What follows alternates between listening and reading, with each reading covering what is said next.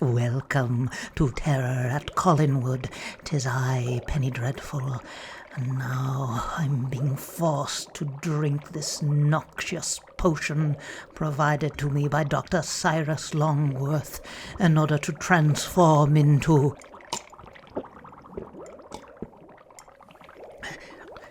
I don't feel anything.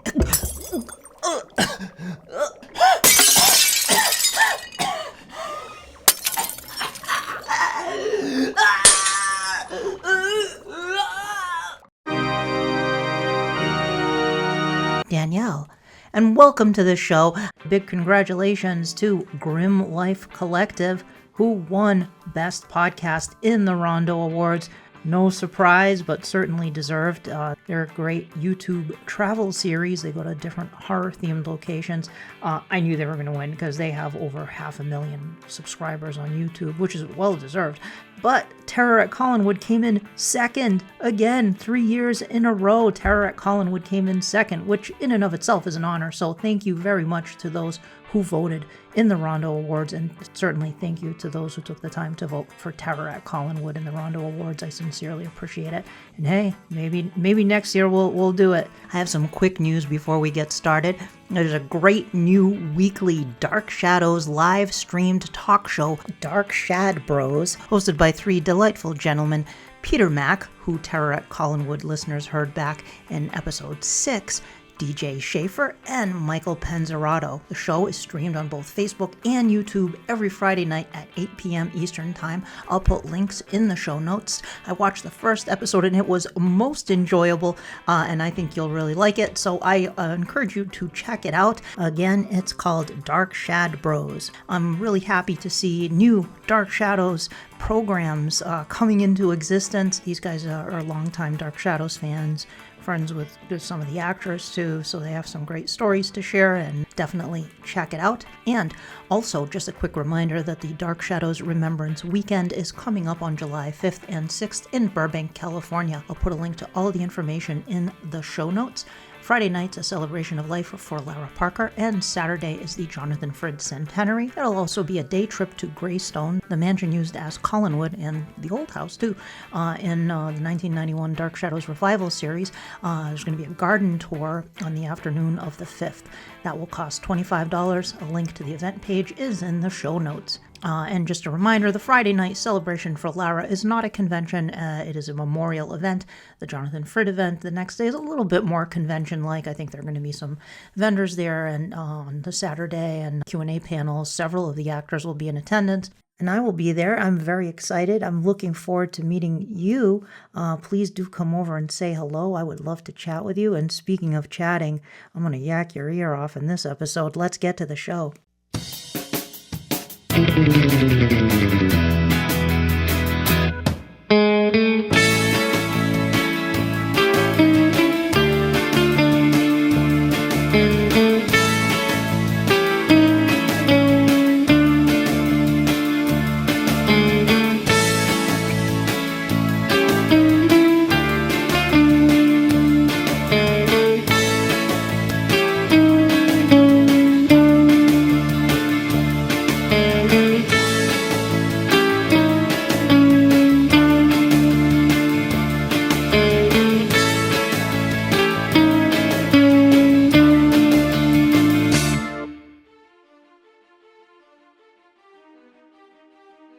Be careful, my friend, where you tread, for I warn you now, there are spoilers ahead.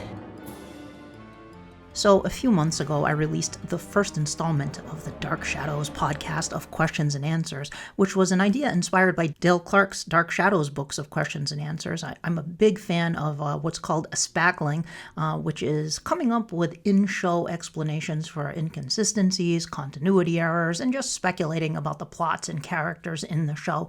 I do a lot of interviews on this podcast, but one thing I really like to talk about, I mentioned it even way back in episode 1, In fact, one of the questions I'm going to address today is something I brought up in episode 1 of the podcast. But I like speculating about this stuff and discussing it. I'm fully aware that the real world answers to these things are because the writers may have forgotten or they just decided to retcon things. I understand that, as I am not delusional, at least not completely. But I like to look at things through a more formalist lens, using the text itself and not worrying about what Gordon Russell had for breakfast that day. That might have made him forget that 1797 was actually supposed to be 1795 and or 1796. A lot of fans of speculative fiction like doing this sort of thing, no matter what it is, whether it's TV shows or book series or comic books, especially comic books, especially with the continuity of serialized comics that have been going on for decades. Comic book fans definitely do this kind of stuff. But yeah, let's just jump into this and not dilly-dally any longer. So question number 1. Where was the family secret in 1840? This is the question I asked way back in episode 1 of the podcast 3 years ago. And I'm gonna try and tackle this one because this is a head scratcher. A major plot point in the early part of the 1897 storyline, as we know, was the family secret, which was passed down presumably from Joshua to Daniel, to Gabriel, to Edith, and then she was going to pass it on to Edward. Now, of course, we know the family secret was the vampire Barnabas Collins, who was chained in his coffin in the secret room of the mausoleum. However, when we get to 1840, Daniel Collins seems completely unaware of the family secret. He should have known it at this point. Presumably it was Joshua who told him. Maybe it was Ben. It's possible that it was Ben, because I can't recall, but I don't know if in 1897, I don't think Edith flat out said that Joshua told Daniel. She just said it was passed down from generation to generation, which implies that it was Joshua who told Daniel. For the purposes of this, let's just assume going in that it was Joshua told Daniel, Daniel told Gabriel, Gabriel told Edith. Okay, so initially, Daniel thinks that Barnabas is the original one from his childhood, but seems totally unaware of the secret. So how is this possible? I have 2 possible explanations. The kind of the easy one is that Daniel was suffering from some kind of early onset dementia. He seemed unwell, although later, after Quentin returns, he definitely seems to return to his senses quite a bit more. Maybe it's the way that he was being treated in 1840 that kind of was making him behave that way, and also that he murdered his wife. That might have also played into his mental state. But it's possible that Daniel simply forgot due to his state of mind, and that this memory was suppressed somehow, or that his memory was tampered with by some supernatural force. Maybe in the original run of events, the memory resurfaced in time for him to tell Gabriel. However, in the altered run of events, this never happened. Barnabas and Julia's presence in 1840 prevented this trajectory from taking place.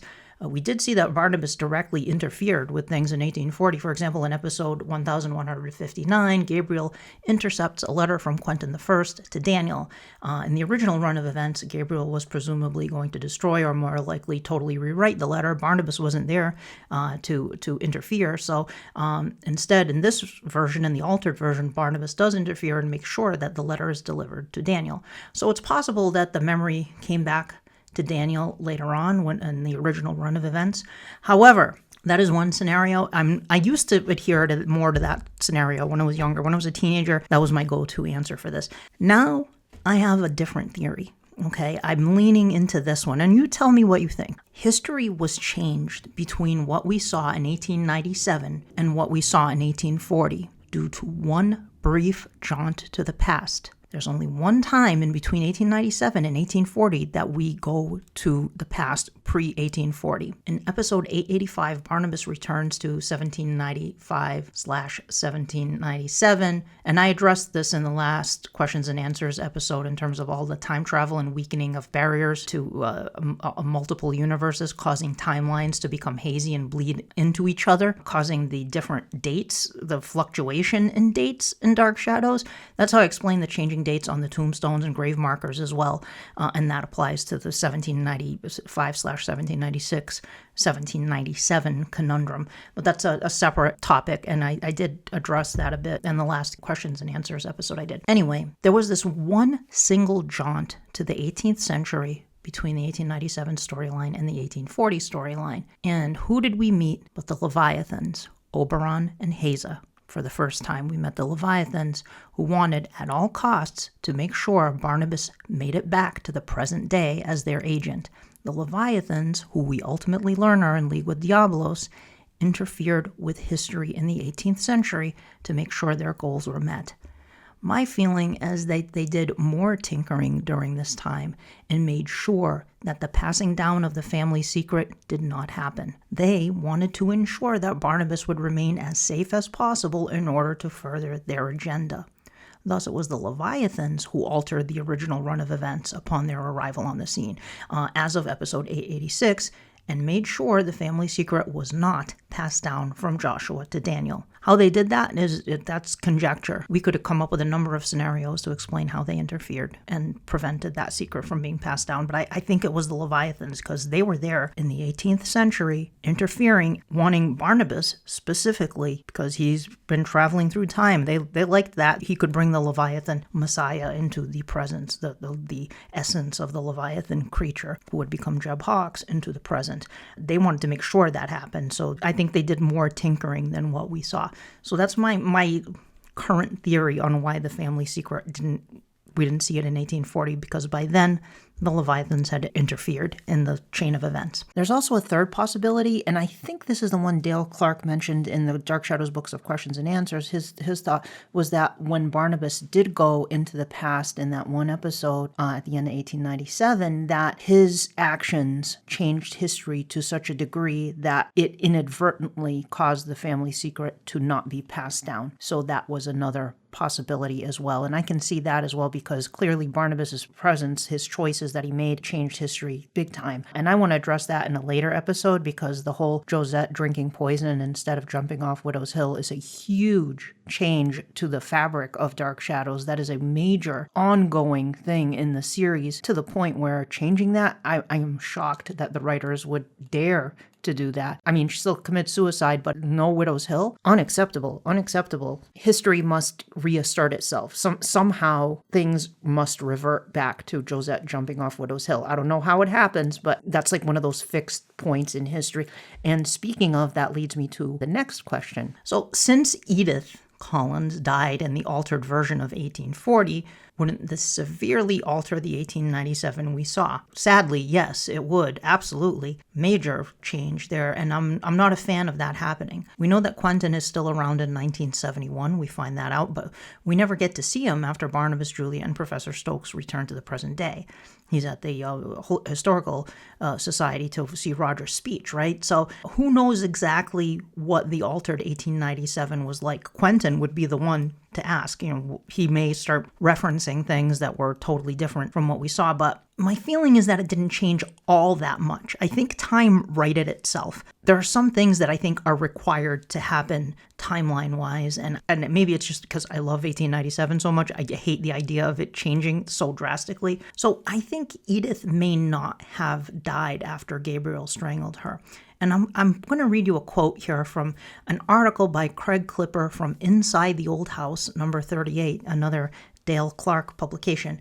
And it's a really nice kind of way to sum up what may have happened, in my opinion, to kind of restore things to close to what they were. Not exactly what we saw in 1897, but close. So Mr. Clipper's theory here, he says, for anyone who wants to argue that Edith must have survived 1840, here's an interesting bit of information. Less than 2 days passed between Edith's death and our departure from 1840. Only 2 people actually see her body. Gabriel, her murderer and a madman, and Daphne, who may have been hysterical at the time. Could Gabriel have botched the job? He may have only stunned Edith, and she could have been recovering even as Daphne found her in the closed wing. Reviving, she could have fled the house as quietly as possible and hid in town until she heard Gabriel was dead a day later. Imagine the reaction when she walks back into Collinwood, moments after Desmond has destroyed the staircase through time. Also, imagine her fight to gain control of the family fortune over the next few years. I really like that idea. This idea that she somehow survived and came back, and they let her stay at the house, and she gradually kind of manipulated things so that she would take control of Collinwood. as we saw. Now, she may have discovered the secret of Barnabas on her own. She may have learned the secret of the mausoleum. We can speculate about different ways that may have happened, but she may have uncovered that, and thus restoring the idea that she's going to pass the family secret on to Edward in 1897. So the time kind of writes itself there. It's a little different, but she still has that information, and she's still alive. Another theory that I read many years ago that I thought was kind of interesting too was by the late great Warren Otson in the Dark Shadows 1840 Concordance in his wonderful essay Causality at Collinwood, which I've referenced a few times. And Warren's thought is that due to her joining Judah/Gerard's coven, she was perhaps given a chance to return to Earth by Diabolos, and she was resurrected by him as an agent of Diabolos, as a witch, potentially, but then maybe later repented of her wicked ways, and was thus the more jovial Edith who we saw later on. But that's also a possibility that she kind of came back from death due to her pact that she made with Judah/Gerard. And that one also works for me because there's a supernatural component there. It would explain how she was dead and then comes back again. And she could say that she wasn't dead, she was just seriously injured or stunned or unconscious or whatever. So you could play with that. I think it's fairly easy to bring Edith back if it's Dark Shadows. Of course it is. If you die on Dark Shadows, flip the coin as to whether you're going to come back or not. There's so much to unpack in 1840. It's really a lot, and a whole questions and answers episode of the podcast could be devoted to the original and very different run of events in 1840, given what we learned in the summer of 1970. It's the most mind-bendingly frustrating part of the show in terms of continuity, but it can work if you put the pieces together the right way. I've done it before. I think when I was a teenager, I tried to work it out, what happened originally in 1840, from piecing it together from what we learned in summer of 1970, and how it changed once Julia and then Barnabas and then Professor Stokes showed up in 1840 and interfered in events, and how Angelique also worked into that because, she was visiting the mausoleum every year, but she wasn't interacting with the people at Collinwood. So there was a whole lot happening here that didn't happen in the original run of events that totally changed it, drastically changed it from what we saw when we got there. That could take an entire episode for sure to talk about that, and I hope to do that at some point. But that's gonna take some time to put something like that together. And I don't even know if anybody really besides me really wants to hear something like that. I don't even know if anybody wants to hear this, what I'm doing right now. But I like doing these speculation episodes. All right, so let's move on. Keep things moving here. What happened to the link between Barnabas and Adam? Okay, so as we know, Barnabas provided the life force for Adam, and they shared a link. They shared a bond. Whatever Adam felt, Barnabas felt. Whatever Barnabas felt, Adam felt. It was like the Corsican brothers of Dark Shadows here. So one felt what was going on with the other. If Adam died, the curse would return to Barnabas. So there was this whole link between them. But in episode 661, Barnabas calls upon the spirit of Peter Bradford in an incantation where he beseeches Peter Bradford to open the way for him into the past, and he is physically he's transported back to 1796, Barnabas. Now, when this happens, I believe that the connection between Barnabas and Adam was effectively and immediately severed, because it's never mentioned again. Now, an interesting possibility is that Adam himself was also whisked back in time and forced to live out the centuries as an immortal man-made creature. But my gut tells me that it was simply that the connection was severed in episode 661. The last time we saw Adam was in episode 636, which was only a little over a month earlier. So this nicely explains why the connection between the two was never addressed or mentioned again. It was never affected Barnabas again in any way that we saw.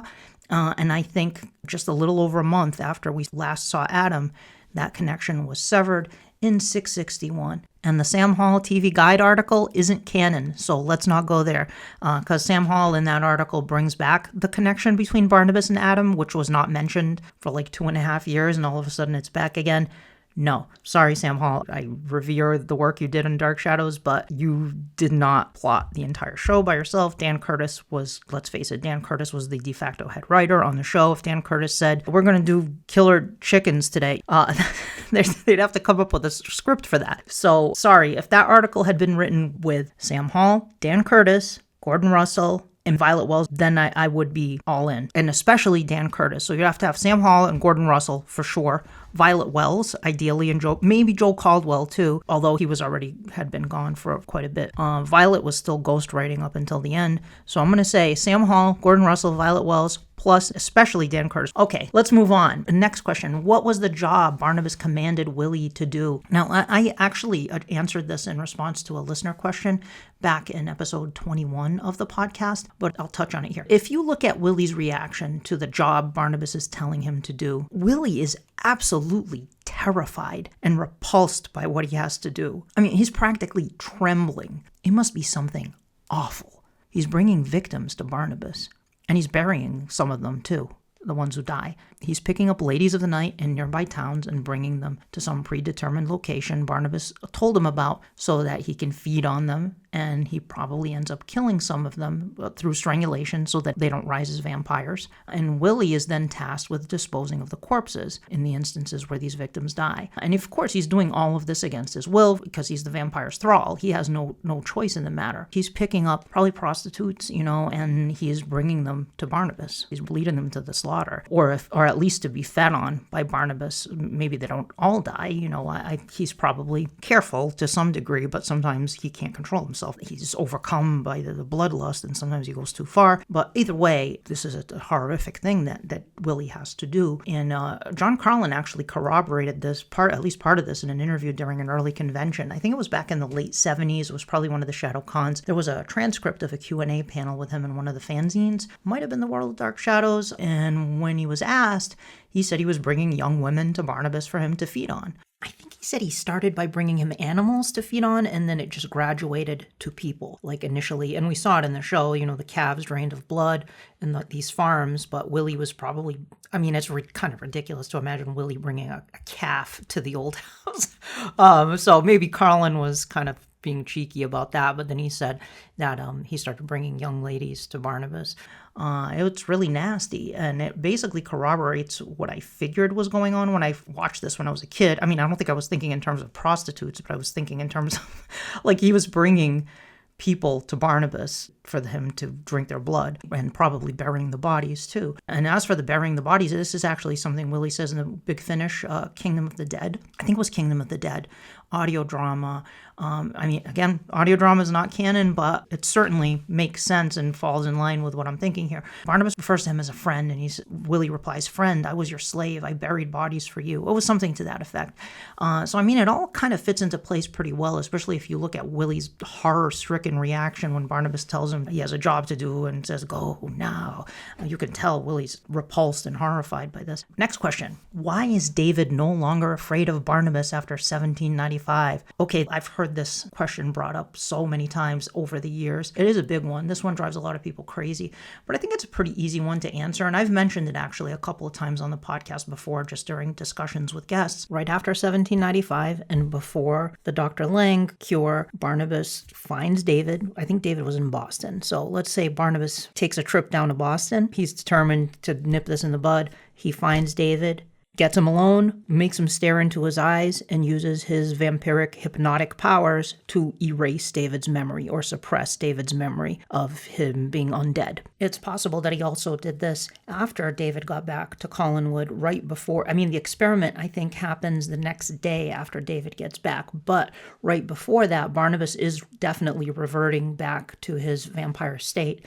The dogs are howling and everything, so his powers were probably still intact to some degree, so he may have even used his powers at that point. He might have waited for David to come back and still been able to do that. So either way, I think it comes down to Barnabas using his hypnotic abilities to erase or suppress David's memory. We literally saw Barnabas do this on screen twice with children who discovered his secret. One was Nora Collins in 1897, episode 783, when she saw him biting Charity, and again with Danielle Collins in 1970 Parallel Time, episode 1013, when Daniel discovers him in Angelique's room. Of course, unlike the other two, David was terrorized by Barnabas for a substantial period of time. That's not something that's easy easy to forget, but nevertheless, I maintain that Barnabas used his powers as a vampire to suppress David's memories. And I don't think that he completely wiped David's memory. I think there was too much that happened that things kind of keep bubbling to the surface there. I think David maintained some awareness that Barnabas was preternatural in some way, because during that, I love that line in Summer of 1970 where David says Barnabas is different. Like, he just knows there's something different about Barnabas. Even though those memories have been suppressed, there's still some inkling of that. And that's what I think happened. It just makes the most sense. He finally was like, oh, I can just do this instead of killing the kid, which thankfully he did not do that. We may also consider the Cassandra factor. Cassandra Collins, aka Angelique, was present at the time and used her powers immediately on David when he caught her making out with Tony Peterson. So she may have learned that he learned about Barnabas and wiped his memory too. So that's another option as well. Okay, moving on to the next question. This is a weird one. You must intercede with Oscar. What does it mean? Okay. So in episode 683, Roger Collins finds an old letter addressed to Jameson from Quentin mentioning Oscar, and it's dated 1887. Jameson Collins in 1887, he would be really young. He'd be like 2 or 3 years old. So how could he read a letter sent to him by Quentin? And in the letter, Quentin mentions that only Jameson can save him and that he should intercede with Oscar on his behalf. And I can read the letter here. It says, "Dear Jameson, you must return to Collinwood. I need your help. You must intercede with Oscar. Only you can save me." And it's signed Quentin. So the real life answer to this, the real world answer to this, one part of this anyway, is that Edward Collins was originally meant to be named Oscar. That was the original name for the character, and they changed it to Edward before we got to 1897. By the time we got to 1897, his name had been changed to Edward. The other thing is that maybe they had not settled on the idea of that the date they were going to time travel to was, if they even knew they were going to time travel at that point, was going to be 1897. Maybe at that time they were considering going to 1887 instead, and then they just retconned it to 1897. But we're not dealing with outside the show stuff here, right? We're trying to find in-show reasons for things. And if you have theories on this, please do not hesitate to share them, because this one is kind of a mind bender for me.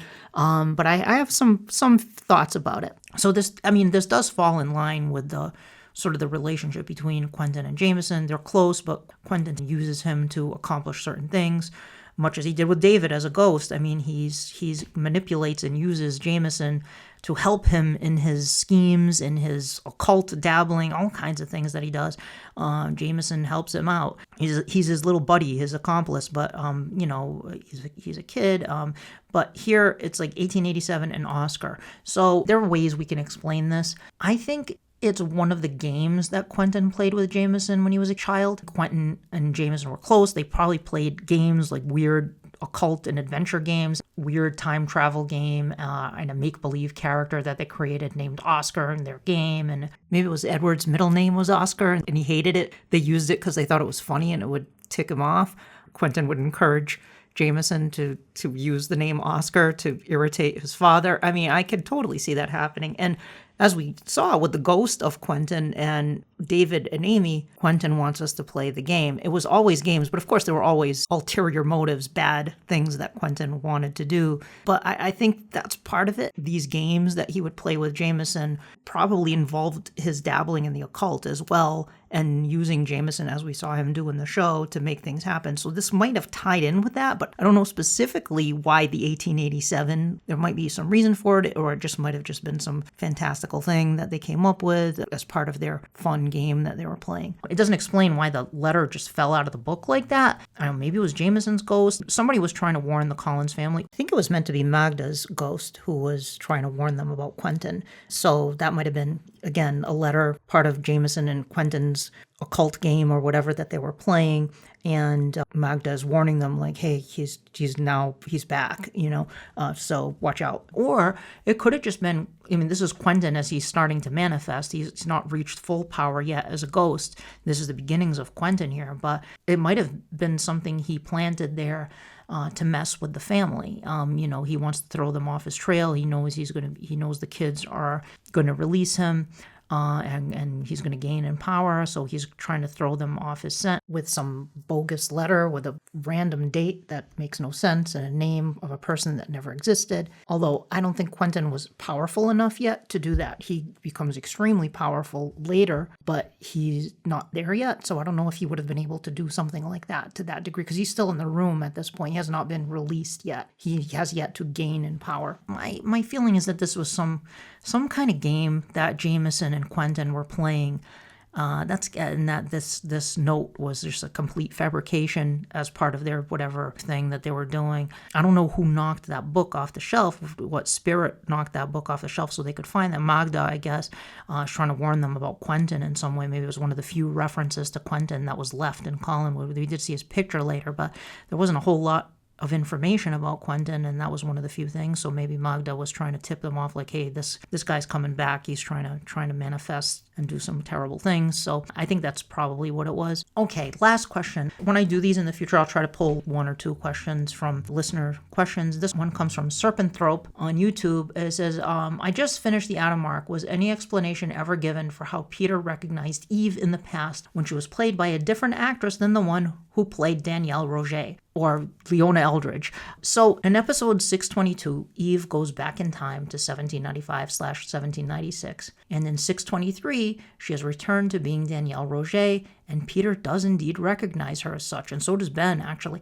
So the role is played by Marie Wallace in this episode, not Erica Fitz, who played Leona Eldridge, aka Danielle Roget, earlier. And yet, Peter doesn't seem to notice that this is Eve now. And my feeling is that the magic that transported Eve to the past also made her appear as Danielle Roget to the eyes of others. So when Peter sees her, when Ben sees her, they're seeing Danielle Roget, even though we, the audience, are seeing Eve. Okay, Angelique was using magic. This is the supernatural, right? So I think obfuscating her appearance, and the others are seeing her as Danielle Roget while we, the audience, are seeing Eve. I think that's what we're meant to understand it as. Another option is that Eve merged with Danielle Roget in the past, and that while we, the audience, are seeing Eve, the characters are seeing someone who looks like Erica Fitz. Peter Bradford and Ben, the characters, are seeing Erica Fitz, but we are seeing Marie Wallace, the audience. I mean, it's a different scenario, but it's like the time Diana Walker played Carolyn. I mean, we see Diana Walker playing Carolyn, but the characters are simply seeing Carolyn.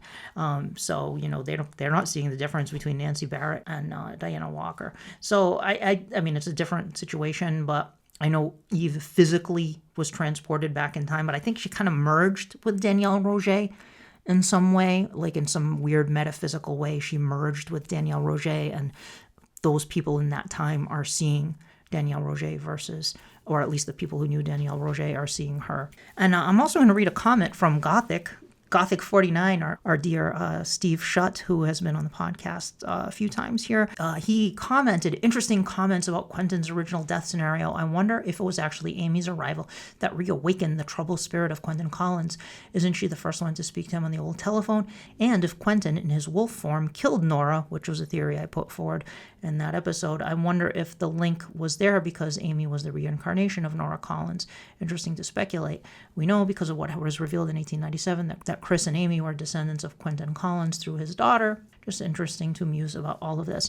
And my reply is, I think that's an excellent point regarding Amy's arrival, triggering the troubled spirit of Quentin, and it especially makes sense if he did kill Nora when he was in werewolf form. I think he killed Nora and Carl too in 1897. If you listen to that original questions and answers episode, which I did back in episode 71, I talked a little bit about what I thought the original run of 1897 was like, and it was a much darker period of time than what we saw. I think things went down in a really bad way in 1897. And yeah, she is the first one to speak with him. And I think the combination of Amy and David being at Collinwood together as these sort of doppelgangers for Jameson and Nora, it was the equation that was needed to energize Quentin and Beth's activities. So yeah, I totally agree. It just makes sense to me anyway. I've rambled on quite a bit here. If you're still with me, you're a champ. Thanks for listening to Terror at Collinwood.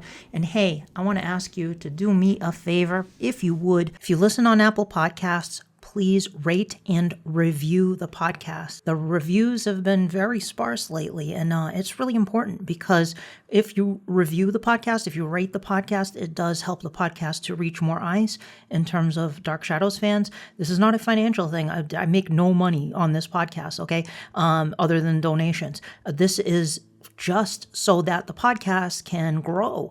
Even if you just put, I enjoy this podcast or something in our star rating, that does help the podcast to reach more fans, more Dark Shadows fans. If you listen on Spotify or Amazon Prime, you can rate there too. You can't rate reviews, but you can rate. If you watch the podcast on YouTube, if you would, please just subscribe. That's important. Subscribe to the podcast. Please like the podcast as well. And if you want to ring the bell to be notified, that's good too, because you can be notified of new episodes. But main thing, subscribe and like the videos. Again, that does help the podcast to grow and reach more fans of Dark Shadows who may be interested in this. And most important of all, share the podcast. If you have friends who like Dark Shadows, who like classic horror, who are into this kind of stuff, share it with them. If you think they'd enjoy this, please let them know about the podcast. Tell them about it. There is a Buy Me a Coffee page for the podcast. I mentioned donations. You can donate to Terror at Collinwood at Buy Me a Coffee. I will put a link in the show notes to that. Any donation is appreciated. It does go toward the cost of making the podcast. For the cost of Squarespace, I just got charged the annual fee for Squarespace, the Adobe editing suite, which I use for the podcast. There are a variety of costs associated with doing this, which I pay for out of pocket. So any donation is appreciated. If you enjoy the podcast, please consider donating. And I do want to thank everyone who has donated up until this point. I've received several kind donations from you. So thank you. And thank you to those who have been sharing the podcast and commenting. I see people posting it on social media, which is really appreciated. I'm not in all of the groups. I appreciate all the groups that do let me share the podcast there, but some of them don't, and some groups I'm not in. So if you share the podcast to like Facebook groups or TikTok, I'm not on TikTok. I don't do Reddit, and I do see people posting on those platforms, at least on Reddit I have seen. So thank you to those who are doing those kinds of things. It does help out a lot. I have some really fun stuff coming up in terms of the podcast, some really cool things. I'm going to be covering, we're going to be doing the Ross novels, we're going to be doing the Gold Key comics, we're going to be doing the 91 Revival series, Dynamite comics, the newspaper strip, you name it. Year 4 of the podcast, we're going to be branching out into some of the other territories of terror here. So I'm really excited about that. So there's a lot of cool stuff coming up. Great guests also lined up. Hopefully some more cast members too and crew members from Dark Shadows. Lots of fun things coming up. So I do appreciate everybody. I know I've seen a lot of people sharing the show, and I got some new stickers made up. If you come up to me and Burbank on Saturday, I'll have them Saturday, and I'm happy to give you one if you would like. A podcast sticker had the unholy trinity of Barnabas, Quentin, and Angelique logo turned into a sticker. So now it's more than just the Barnabas sticker. Now we got Angelique and Quentin on there too. And so if you come up to me on Saturday, say hello, I'll give you a sticker. Okay, let's end things here, and thank you so much for listening.